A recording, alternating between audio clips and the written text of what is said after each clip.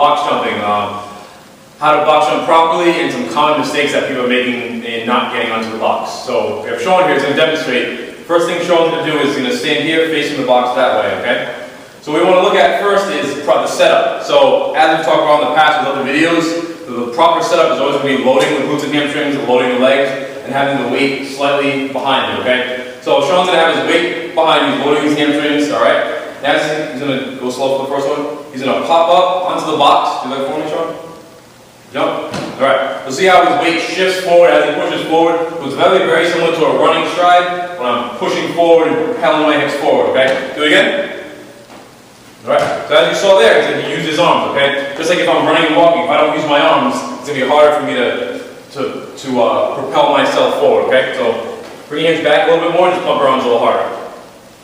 So as you see right there, he didn't change any much, he didn't drop any lower, just start to get a deeper flex in the legs, basically just use his arms more and that helped him accelerate on the way up. Alright, good. Now what I want to look at is foot position. So face that way, Sean. Just jump straight up for me. Alright, so when you look at it is where his feet are. His feet aren't much wider than the width in which he walks. He's not bringing his feet too far out. Alright?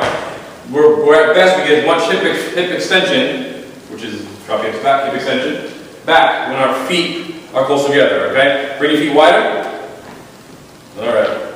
Good. So now you can see there, and actually I didn't point it out first, but his lower back kind of engaged a little bit more, okay? Bring your feet close together. Alright, so now he's able to get his hips back a lot more. So where do you feel the most amount of stretch in your hamstrings? Here, bring your feet wider. What do you feel there? Lower back. Alright, so we're going to always start feet close together. Now, on the higher box, all I want to do is start hips back a little bit lower. Exhale, swing the arms.